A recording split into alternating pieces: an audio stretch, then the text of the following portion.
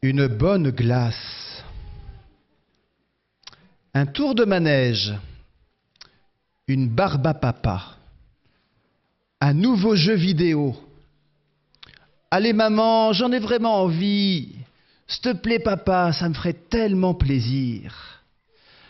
Ah, les enfants sont nos maîtres de prière. Ils ont très bien compris ce que Jésus nous dit aujourd'hui. Demandez, demandez sans cesse, demandez sans gêne. Et ça marche. Aux enfants persévérants, la victoire est souvent assurée parce qu'ils savent insister. Ils sont très convaincus et donc très convaincants. Ainsi pour Rose aujourd'hui, ça fait 2 ans qu'elle demande à ses parents de faire sa première communion. Elle a bien insisté. Impossible de lui refuser ce cadeau du ciel. Rose a demandé avec persévérance. Aujourd'hui, elle reçoit en abondance. Pour Jean-Baptiste, la demande s'est exprimée autrement, avec tout ce qui fait la richesse de son âme privilégiée par le Seigneur. Jean-Baptiste est porteur d'une trisomie. Depuis longtemps, il s'est préparé à la première communion avec ses parents. Mais cette semaine, c'est lui qui a dit « Je veux que ce soit à Notre-Dame-du-Lot ». Il a demandé avec conviction, voilà qu'il obtient. Eh bien, ce sont de tels comportements que Jésus nous invite à avoir dans la prière. Non pas une prière du bout des lèvres, qui croit à peine à ce qu'elle demande, mais une prière qui ose, qui insiste, qui crie, quitte à déranger la tranquillité du ciel. En fait, une prière vraiment portée par la conviction que quelque chose peut arriver. Oh, certaines familles ont bien compris qu'il fallait prier ainsi.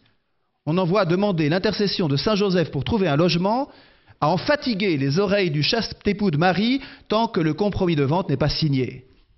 Quelle confiance en son intercession. Il y en a d'autres qui savent prier la Vierge Marie avec autant d'insistance. Et chaque « Je vous salue Marie » vient alors du fond du cœur pour supplier et supplier encore. En fait, voyez-vous, la prière, c'est comme un baromètre de notre foi. Si l'on prie sans y croire vraiment, c'est pas tant le Seigneur qui n'est pas convaincu que nous-mêmes. Alors gardons-nous d'affirmer trop vite que nous ne savons pas prier. C'est souvent une excuse pour ne pas persévérer davantage. Regardez les disciples de Jésus. Ils aimeraient bien savoir prier. Alors ils font cette demande magnifique au Seigneur. Apprends-nous à prier. Mais après leur avoir offert le Notre Père, Jésus leur dit simplement, apprenez à oser demander. Comme cet homme au beau milieu de la nuit, qui ne s'entoure pas de précautions. Il a besoin, il demande. Même si son ami est couché et qu'il se réveille mal luné, tant pis. Il y a un besoin, le demandeur ne lâche pas le morceau. Alors osons nous aussi des prières qui ne lâchent pas le morceau. Pas du vite fait pour passer à autre chose. Une prière persévérante, à en fatiguer le ciel, qui de toute façon ne sera jamais fatigué de nous écouter. Alors demandez, demandez du fond du cœur, demandez sans vous lasser, demandez sans vouloir maîtriser les délais ou les modalités d'exécution, mais demandez, demandez, on vous donnera, promesse de fils de Dieu. Ah, bien sûr, cet appel à demander reste pour nous un grand mystère. D'abord, parce que celui qui invite à demander affirme par ailleurs « Votre Père céleste sait ce dont vous avez besoin avant même que vous l'ayez demandé. » Alors à quoi bon? Pourquoi le ciel nous appelle-t-il à le demander ce qu'il sait déjà? Écoutez ce passage de l'histoire du lot. Nous sommes à la 6e année des apparitions. Le 22 avril, disent les manuscrits, l'ange avertit Benoît de la part de la Mère de Dieu qu'on était menacé de beaucoup de tempêtes et qu'il fallait dire tous les jours les litanies des saints.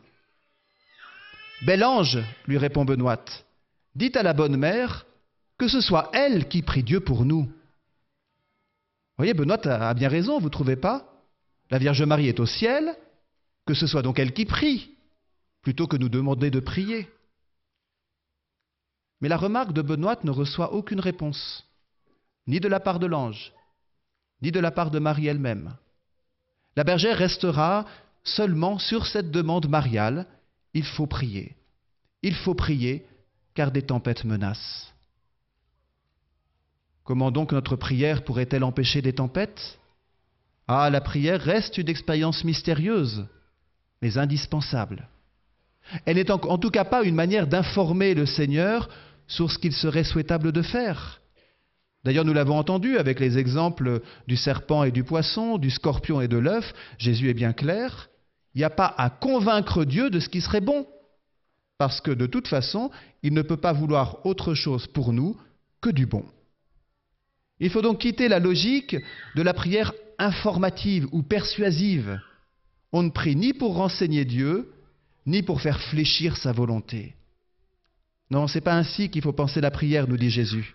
Parce que de toute façon, le Père éternel n'agit que pour votre bien essentiel.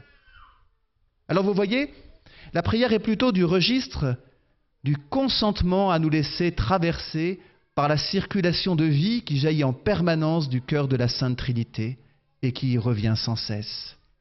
Notre persévérance dans la prière, c'est notre participation au mouvement divin qui est puissance de changement, de guérison, de conversion, de miracle, de consolation. C'est notre entrée dans le grand mouvement de l'amour de Dieu. Ah, ça ne veut pas dire qu'une prière non exaucée aurait été mal orientée, fermée à la dynamique céleste. Tous nous avons déjà prié pour de très bonnes raisons, sans avoir été exaucés. Et ce n'est pas facile pour notre foi de le comprendre. Pas facile pour nous de nous retrouver impuissants devant des parents qui ont perdu un enfant, devant des paumés qui ne trouvent pas d'issue à leur vie, devant des personnes porteuses de maladies psychiques qui semblent des impasses. Et pourtant nous avons prié. Nous avons prié comme Jésus l'a demandé, du fond du cœur, avec persévérance, convaincus que tout était possible à Dieu. Nous avons prié et visiblement ça n'a pas marché.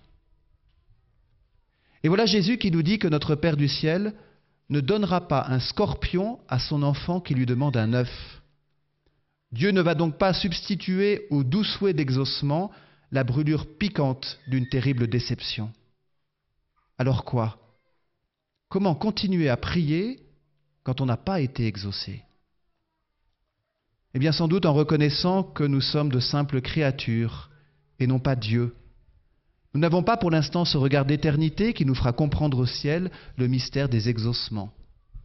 Pour l'instant, la vie sur terre nous donne un regard limité sur la réalité. Et justement, la prière vient élargir ce regard. Et c'est dans cette condition de créature limitée, mais ouverte à la transcendance de Dieu, que Jésus nous dit « Quiconque demande, reçoit » et ne reçoit jamais du mauvais, ni serpent, ni scorpion. C'est toujours du bon que le bon Dieu nous donne. Croyons-le. Parfois, malgré les apparences, malgré les déceptions, malgré les incompréhensions, poser l'acte de foi sublime en cette vérité, toute l'histoire de l'humanité et chacune de nos vies sont dans la main de celui qui veut du bon pour nous. Et c'est là où la fin de l'évangile du Christ nous offre une lumière formidable.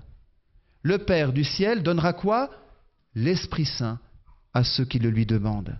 Vous voyez, nous passons d'un regard à toutes nos demandes qui peuvent être très légitimes, à un regard sur la seule qui doit toutes les recouvrir, demander l'Esprit Saint.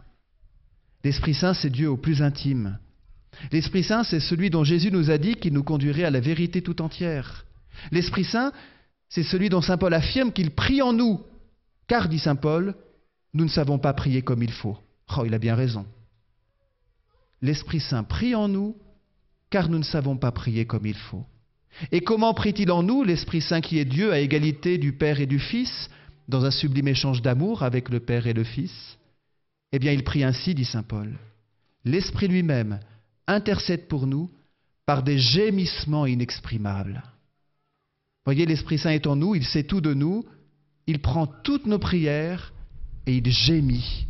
Il gémit pour nous, il porte nos gémissements. L'Esprit Saint a porté en Rose et en Jean-Baptiste le désir de leur première communion.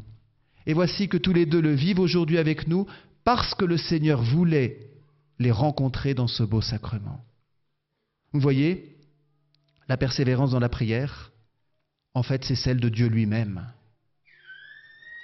Voilà donc toute notre logique de la prière qui est bouleversée, ou plutôt qui est enracinée dans la présence assurée de l'Esprit Saint qui guide tout, qui porte tout, qui sanctifie toute chose. Et c'est ici que nous trouvons la réponse divine à l'appel des disciples. Apprends-nous à prier. Vous voulez apprendre à prier? Eh bien, écoutez ces 3 ressorts donnés par le Seigneur. Priez comme des enfants sans vous lasser. Priez comme un mystère, c'est-à-dire comme une relation à Dieu qui vous dépasse toujours infiniment. Et laissez l'Esprit Saint prier en vous. Acceptez donc qu'il prenne la place en vous pour que votre prière devienne vraiment divine.